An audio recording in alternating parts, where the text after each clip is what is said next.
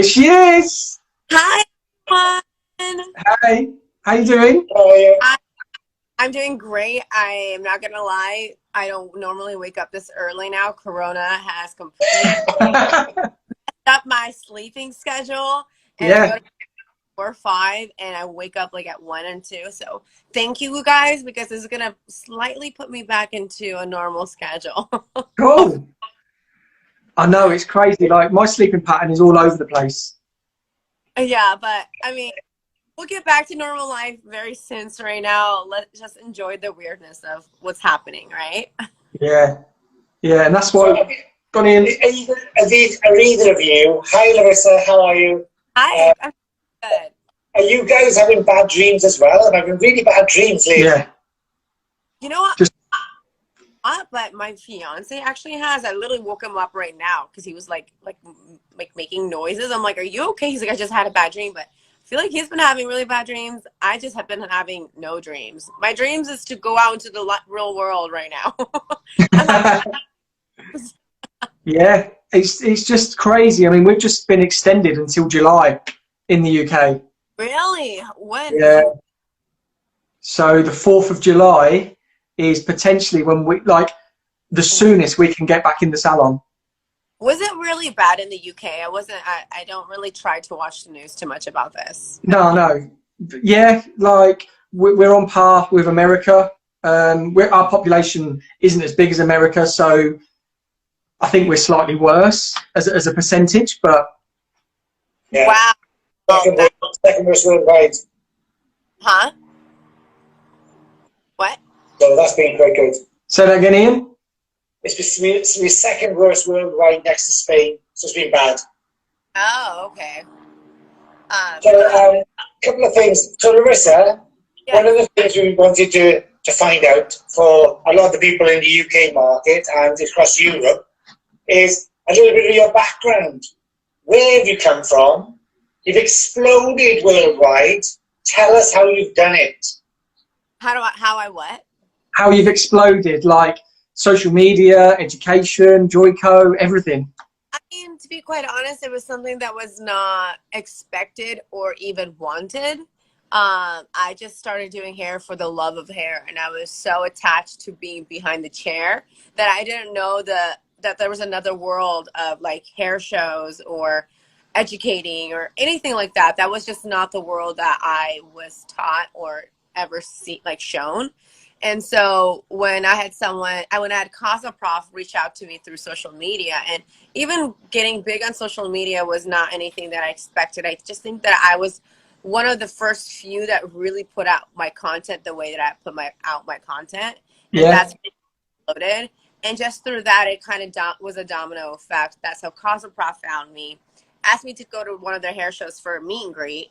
And I was like, 1, there's a hair show. 2, who the hell's going to want to meet me? Like, I was so naive, oblivious to the whole situation. And I had maybe like 50,000 followers at that time. And this was, 7 years ago. And I've been doing hair for 10 years. I just was really in the world of being behind the chair.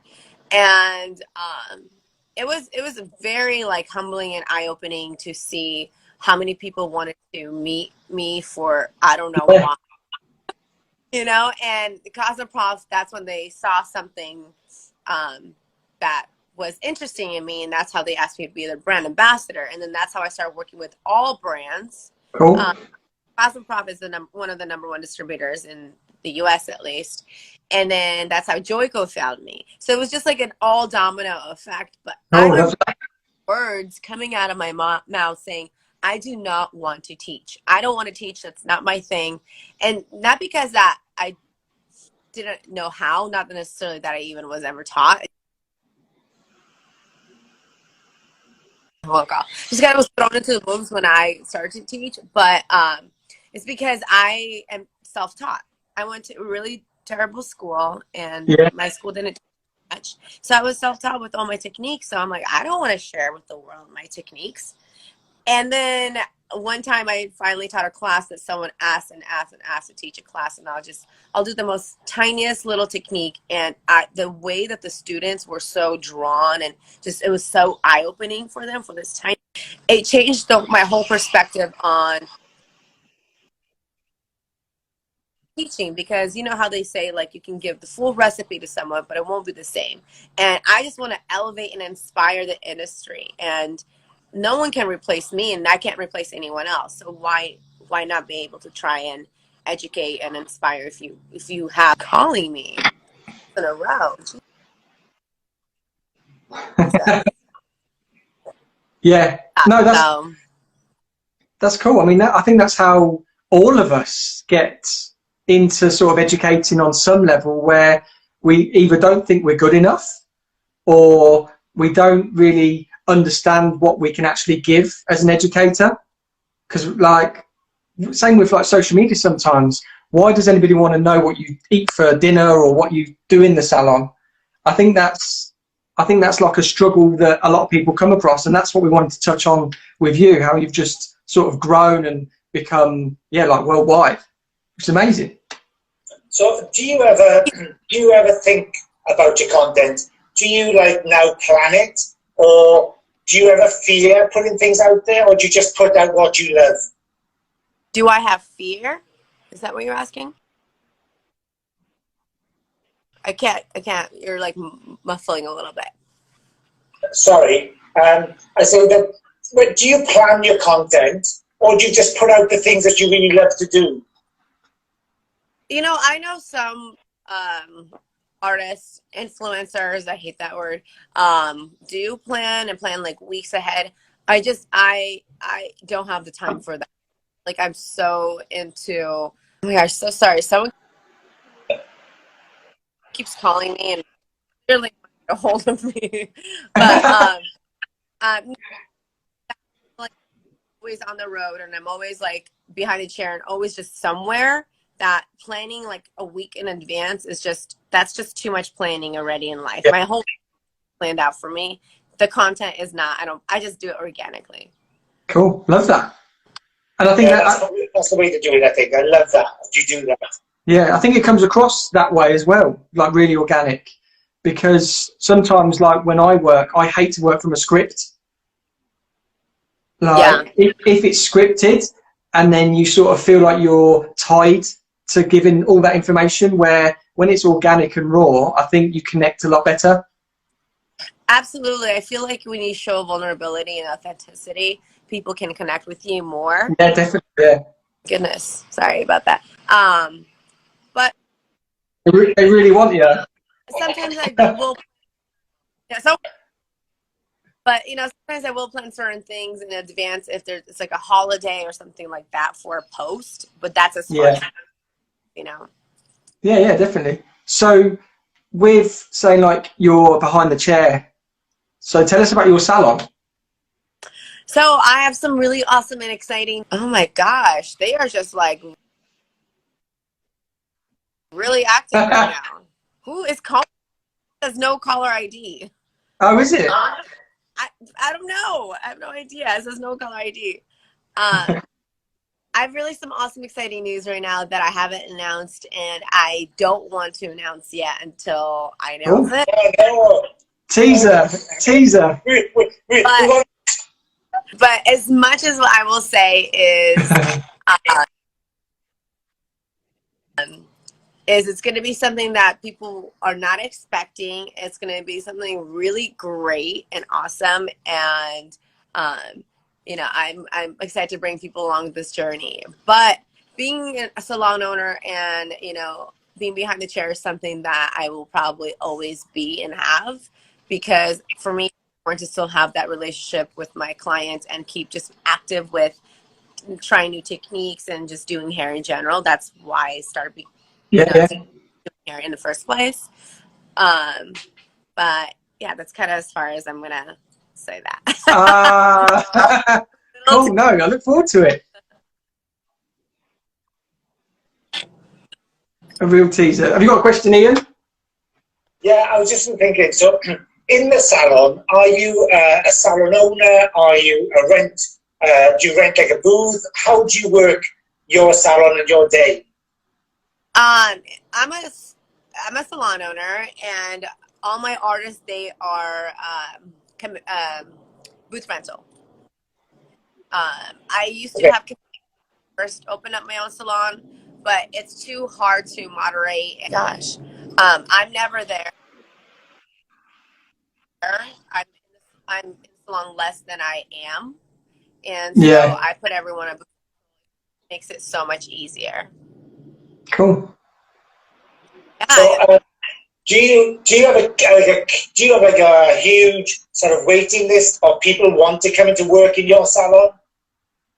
You know, it's actually really hard to find good. It's really hard to find good artists that that are loyal, that are booth rentals. So a lot of people come and go, but it's really hard to find ones that stick because they'll grab as much as they can from you, everything they have, and then run and do their own thing. And that's fine. That's just kind of like the part of the business. But then there's a few that are just like your die to your like hard-eyed. Jesus Christ, like whoever is calling me like is really just won't stop. Like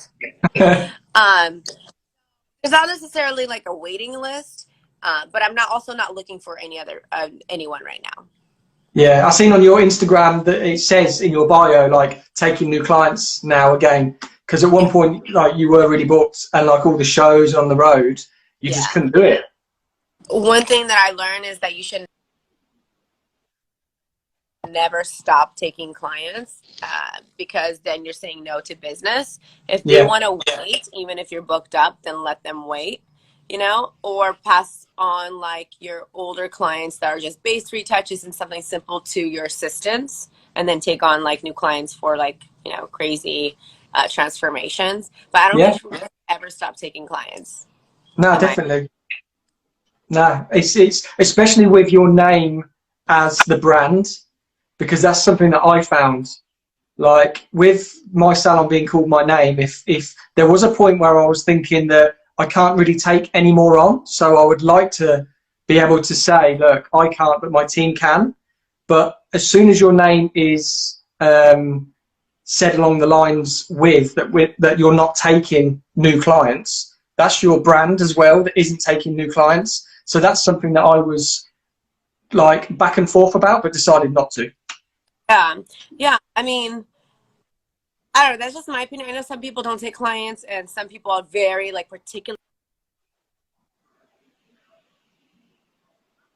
They are just very.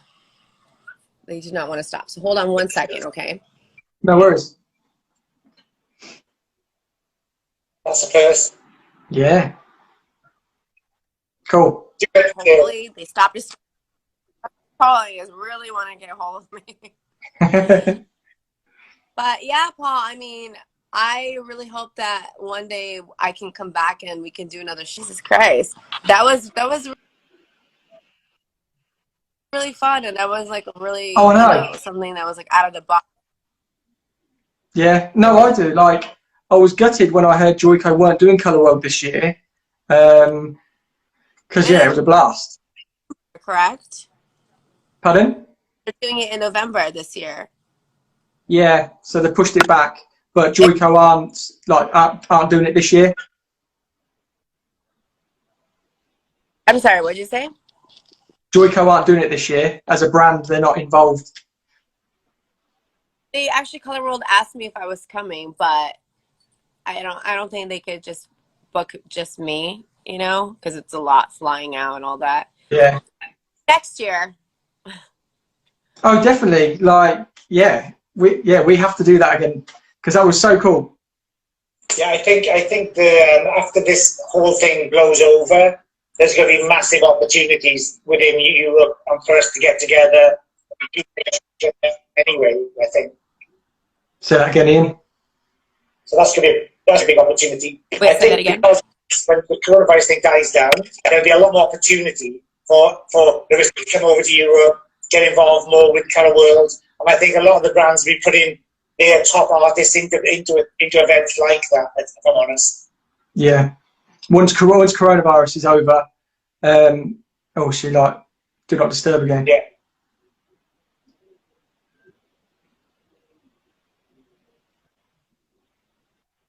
That's right. Call non-stop. I just answered, but they won't respond.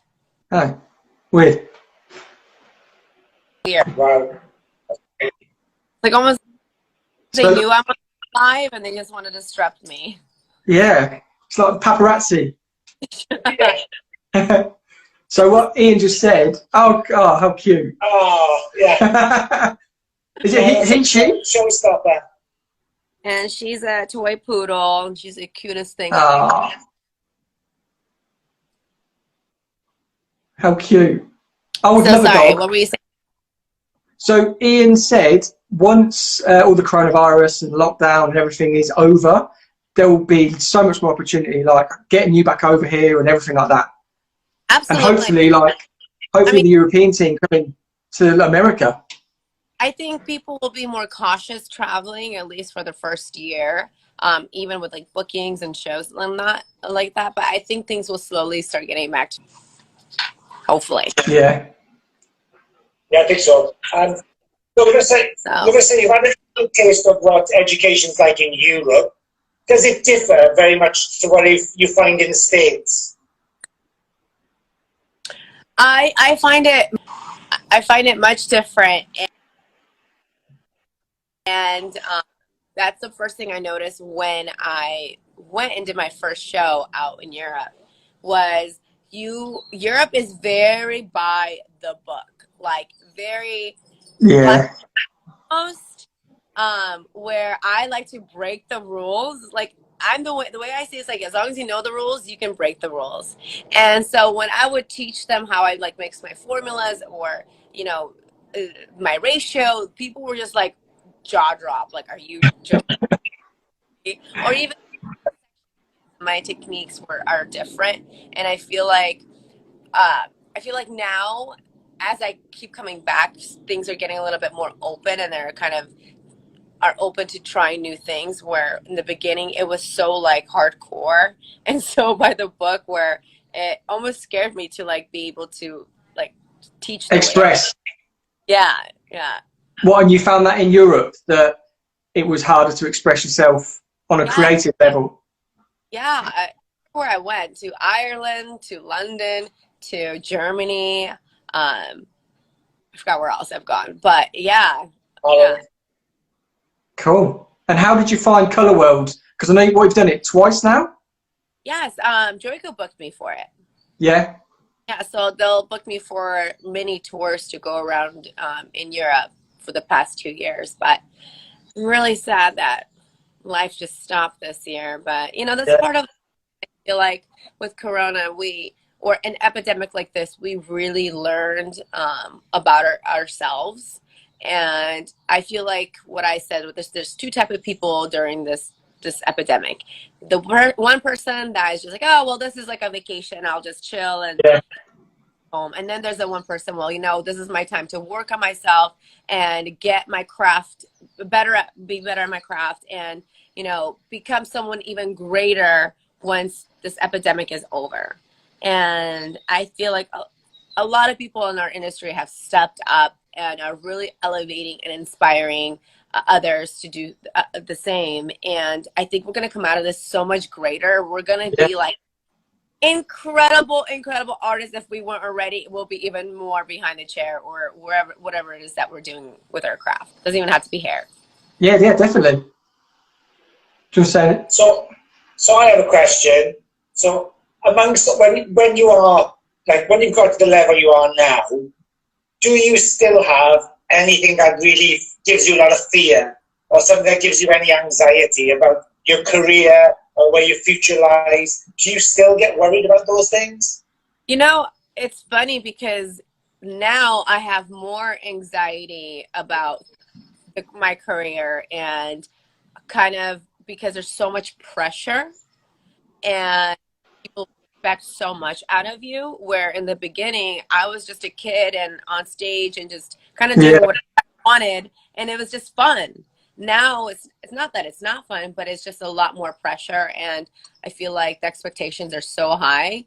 But I like it that way because it pushes me as an artist, me as a person, and I think once you get comfortable is when you stop growing, anyways. And Yeah, so I don't. definitely. Well, I want to just keep, pushing myself as much as I can be.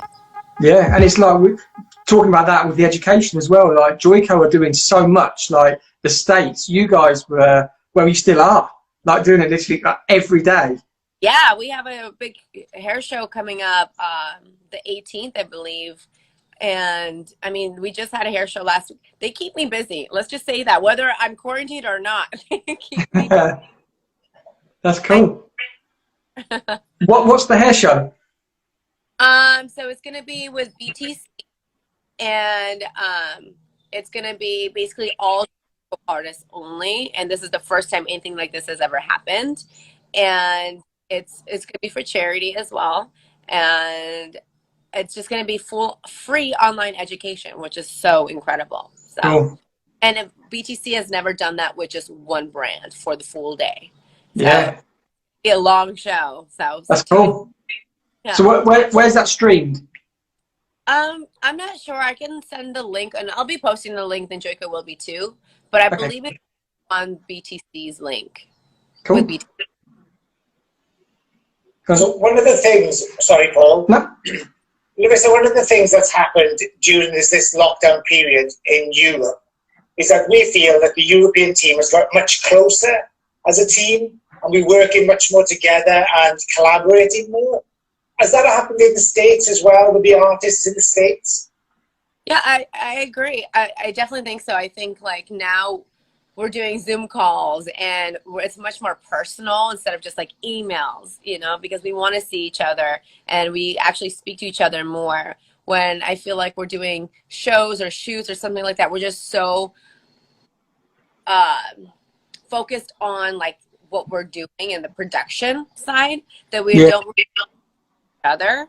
And I feel like we have come together much more united and more of just unity with the Joico family. I feel like they've always been like a family, but especially with Joico, I feel like we have come closer. But the whole industry, I feel like a lot of people are now doing lives and like actually see each other and trying to connect and get to know each other a little bit on that different level.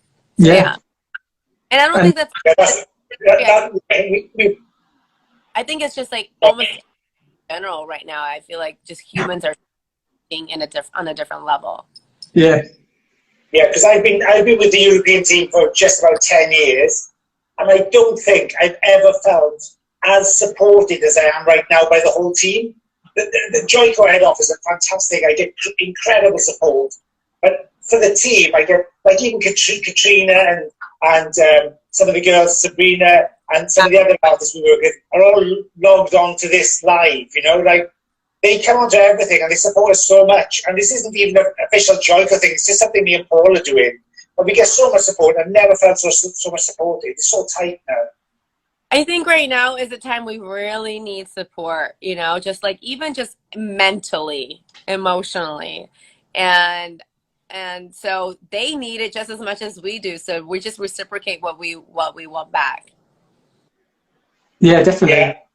Like Katrina's given us a big shout out on here, Katrina Kelly Education. Yeah. She's given us a big shout out. Like she's like a great friend and just an amazing educator and just very funny. Just going to be in a company, she's very, very funny.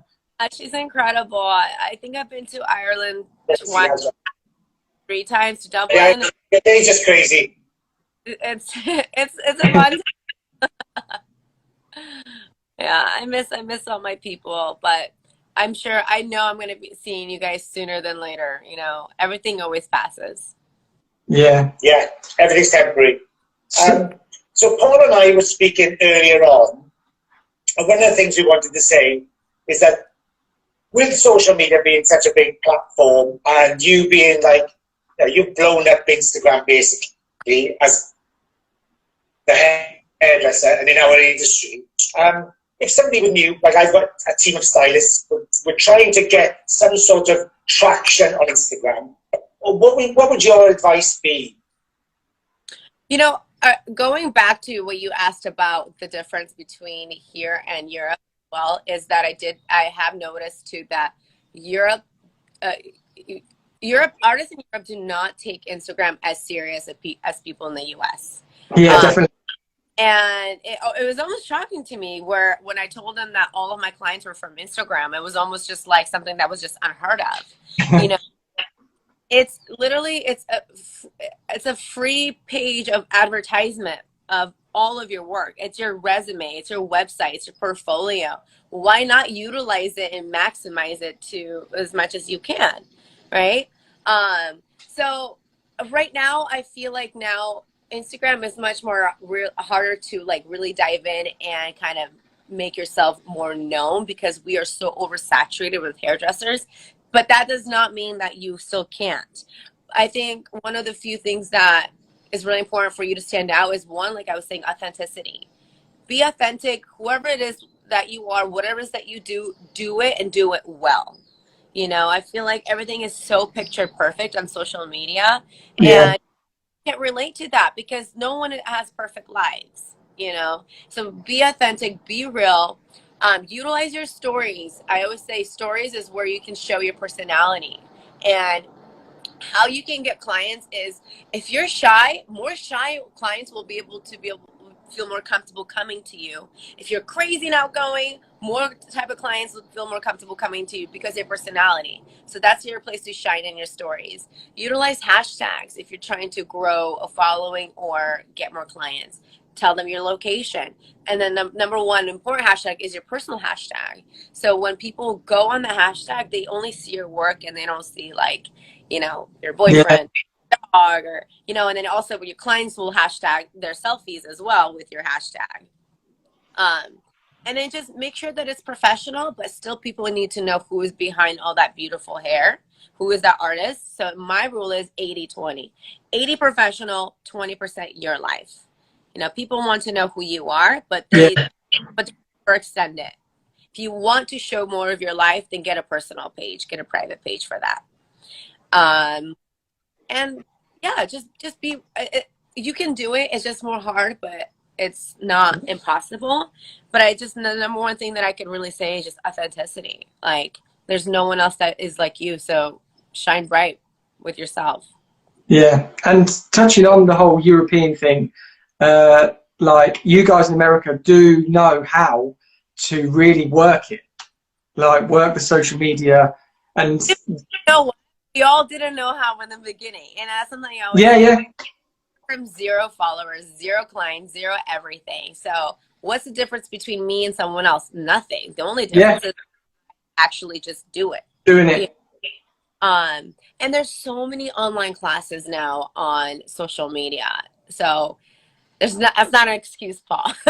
No, I know, but it was just, I don't know. It's like the British thing in us where we don't really like to complain. We don't really want to do the whole showman thing. But it's something in this lockdown that I've really embraced. And like, I'm trying to do YouTube more, but I'm getting into Instagram stories and posting more often and that now.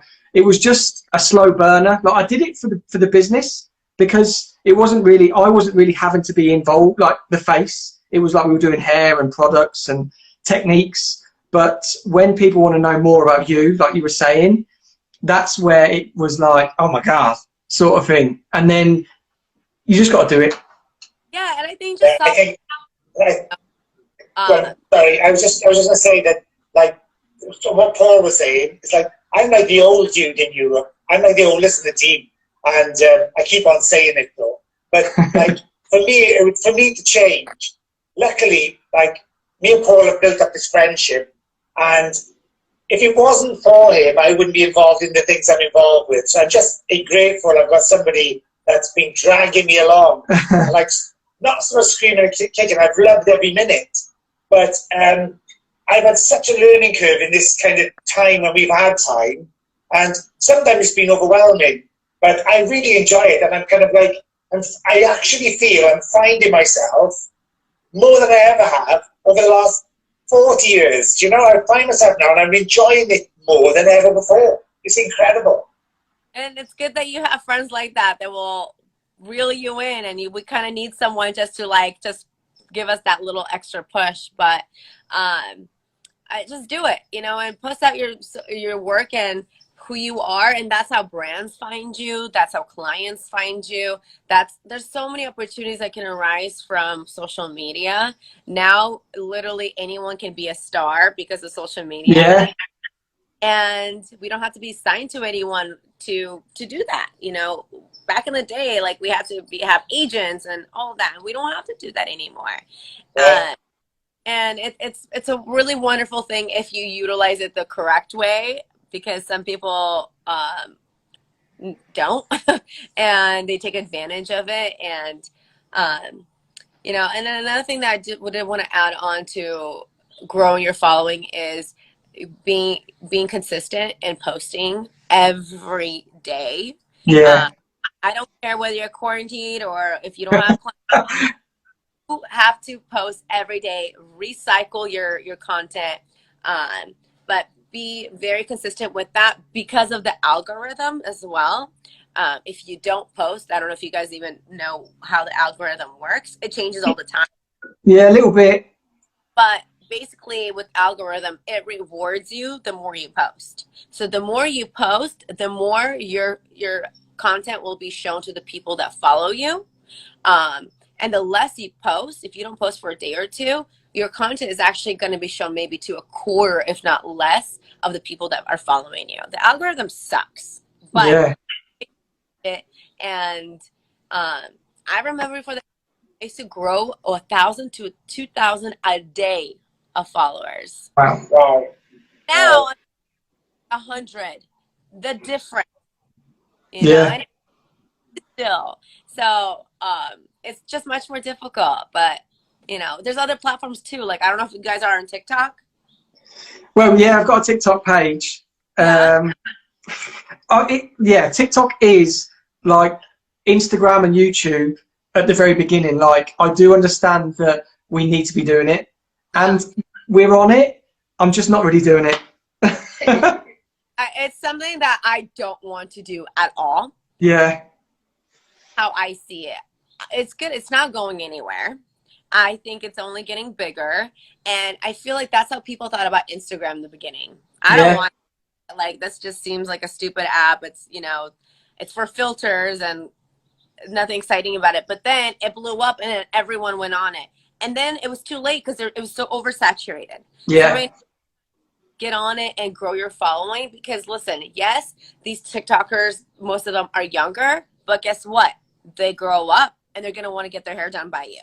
Yeah. Not just like a Yeah. I don't post any dancing on there, maybe like once or twice.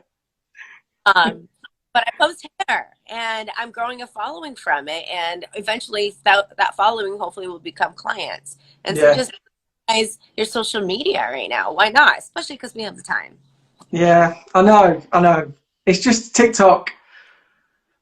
Yeah, we've got to do it. I understand we've got to do it, and it's the perfect time too. But it's just doing it. Yeah, and it's not easy, and it's almost just like exhausting thinking about it. But the more like routine you get into just posting content every day, the more natural and easier it becomes. Like the quicker it is for me now to edit videos and all that. It's just almost just like muscle memory in your fingers, you know? Yeah, well, I remember you at Colour World, like when we were prepping the models, and you were literally sitting in the chair, and you banged the video out in like what, 20 minutes? Yeah. It's unbelievable. But you know what? It used to take me hours, you know? Yeah. And, like, it's just a craft that you have to like get better at, like anything that you do. Oh yeah, I mean, with the YouTube thing, it used to take me probably all day to edit, look for music, look for green screen, and now it's 2 hours, if that, sometimes. Yeah. So it does get easier. There's apps that you can edit to make your life easier. I don't know if you edit on phone or you edit on a computer. Yeah, computer. And see, I edit everything on my phone because yeah. I that can travel with me, because most of the time I'm editing when I'm on the plane, when I have no Wi-Fi, or if I'm on the go, that's when I like edit a couple clips here and there. Where a computer is just like, it's better quality, I feel like, but I feel like also you don't have a computer everywhere with you when you edit, you know? It's content daily. And that's at least once a day too, on top of that.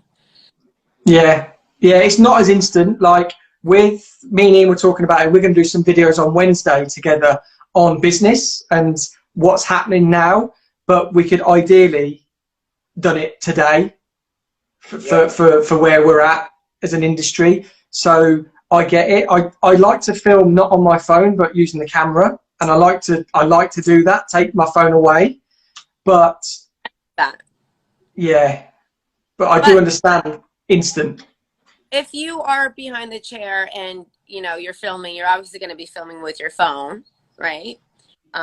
Or when you're just doing hair in general, and so you know, so you don't have to transfer all of your content to your computer. That's just alone like a process on its own. Splice is SPLICE, one of my favorite editing apps. Super easy, simple. You can chop it up. They have great music on there that you can use, because we all know we can't use music.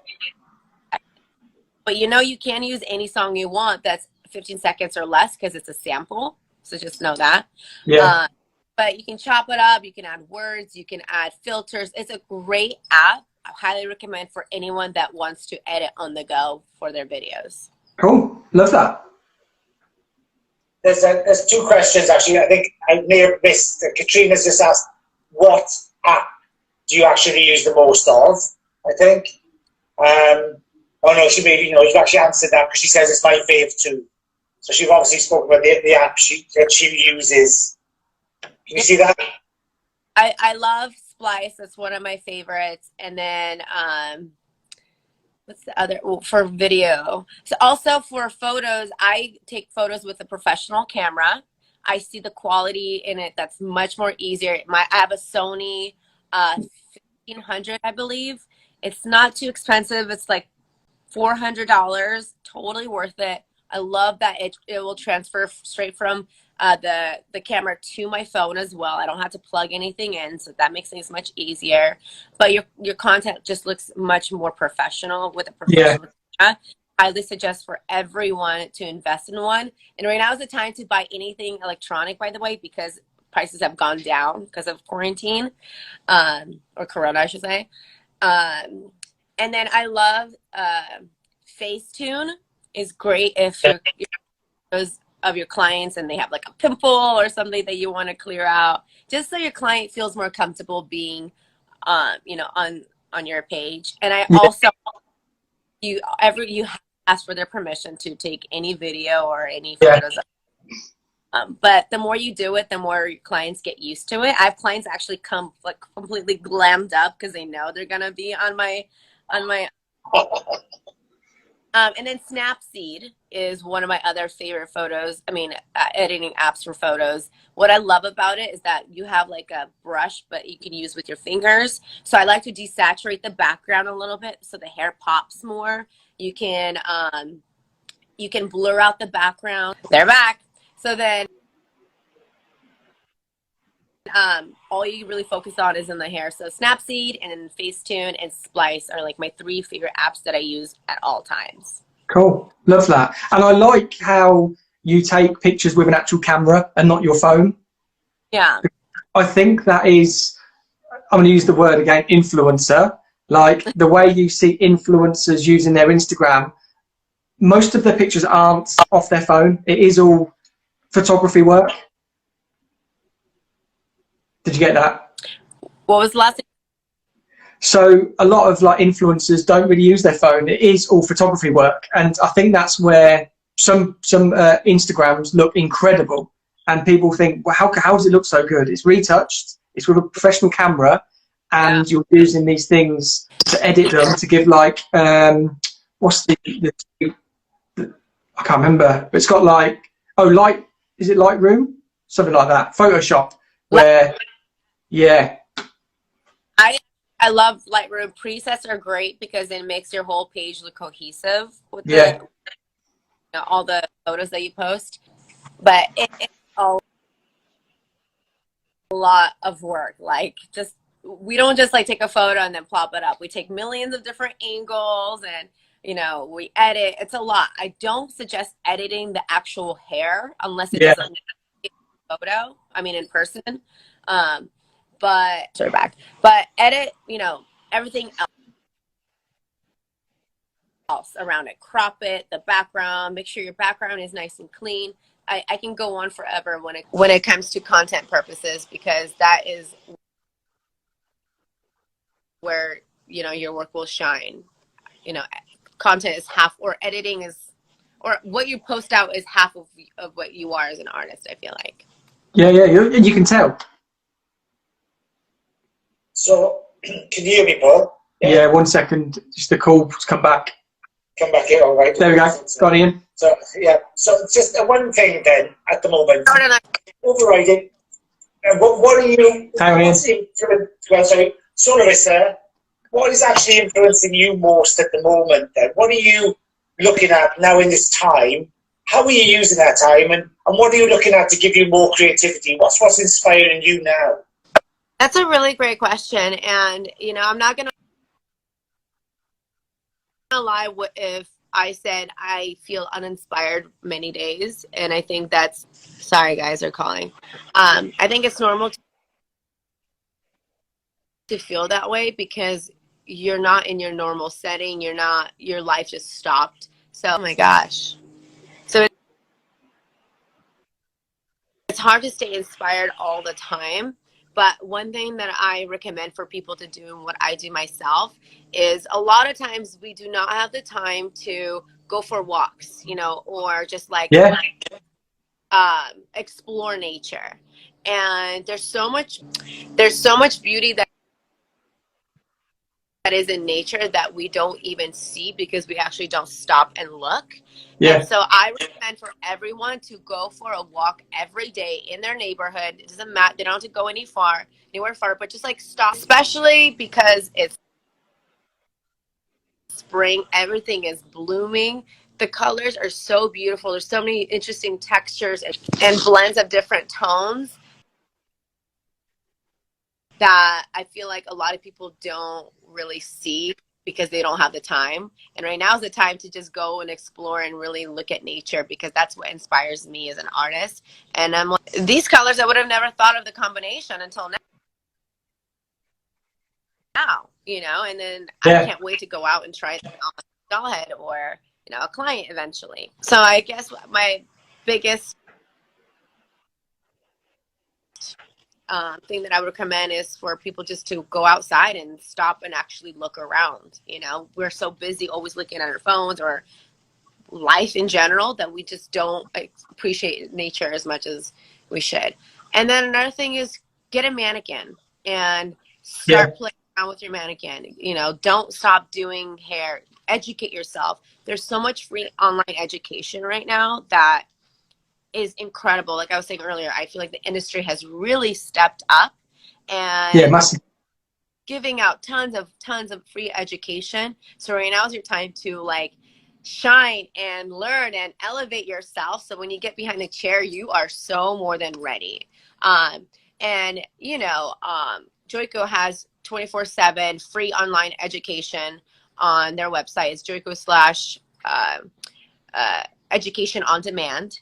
And it's tons of different artists. It's me, where we give detailed content or videos of before and afters of,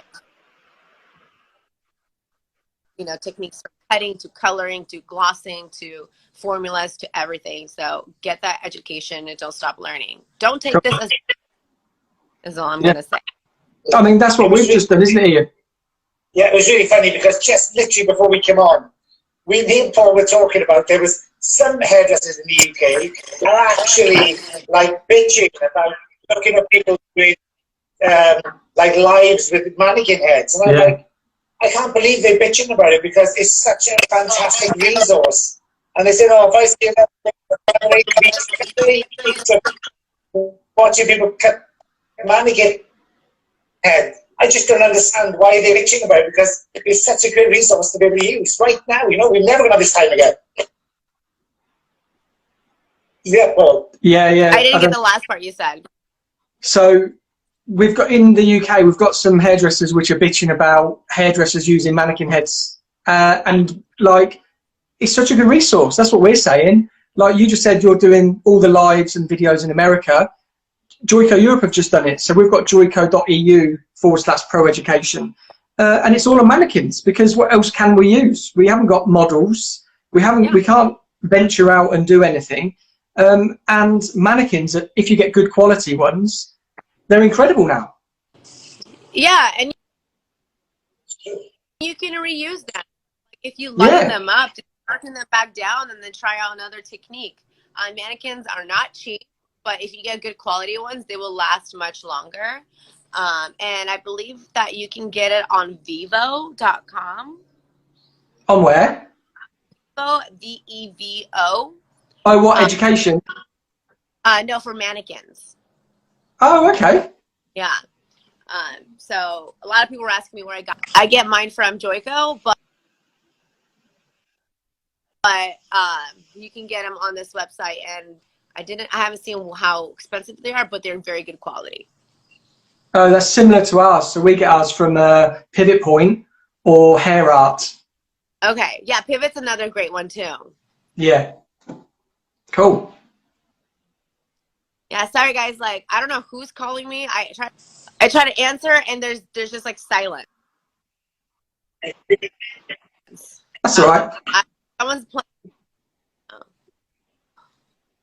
So we got about 4 minutes left, Paul. Yeah. Is that right? 4 minutes. I just got one question. Somebody asked really early on. I missed it. It was like, Larissa, what took you into hairdressing in the very first place? It's like fundamental to talking to you, and I missed it completely.